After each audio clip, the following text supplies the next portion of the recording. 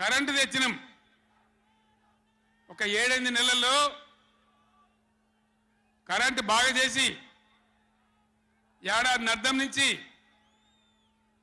24 గంటల కరెంట్ ఇచ్చినాం రైతాంగానికి.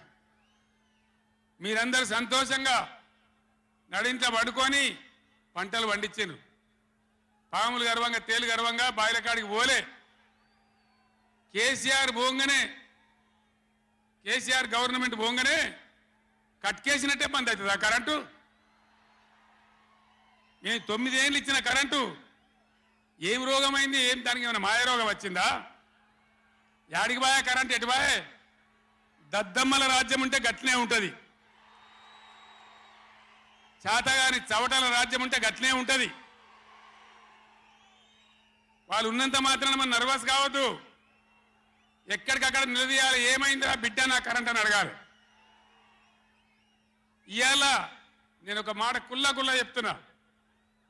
మొన్నటిదాకా నడిచిన కరెంటు కాకుండా ఇదే మిర్యాలగూడ నియోజకవర్గంలో దామరచర్ల మండలంలో 4000 మెగావాట్ల పవర్ ప్లాంట్ కట్టినాం. ఇదే జగదీష్ రెడ్డి గారి నాయకత్వంలో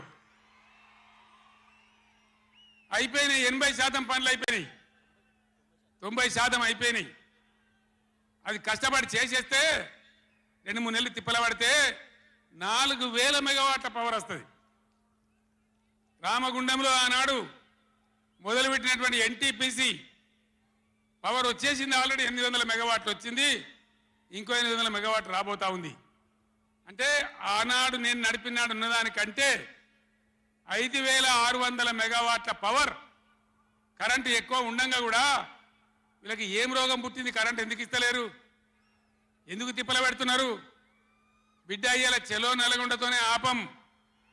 ఎక్కడ దొరికితే అక్కడ బదాలు నిలదీసి మీ కథలు చేస్తాం. ప్రజలను కరెంటుకు తిప్పల పెట్టినా, నీళ్ళకు తిప్పల పెట్టినా, మంచినీళ్ళకు తిప్పల పెట్టినా ఎక్కడికక్కడ మిమ్మల్ని నిలబెడతాం. మిమ్మల్ని గవర్నమెంట్ తెచ్చిండ్రు, మాకేం బాధ్యత ఇచ్చిండ్రు? ప్రతిపక్షం బాధ్యత ఇచ్చిండ్రు. మిమ్మల్ని నిలదీసే బాధ్యత మాకు ఇచ్చిండ్రు. కాబట్టి ఎక్కడికక్కడ మిమ్మల్ని నిలదీస్తాం తప్ప వదిలిపెడతామనేటువంటి దానిలో ఉండొద్దు. ప్రజలకు తప్పు చేయొద్దు.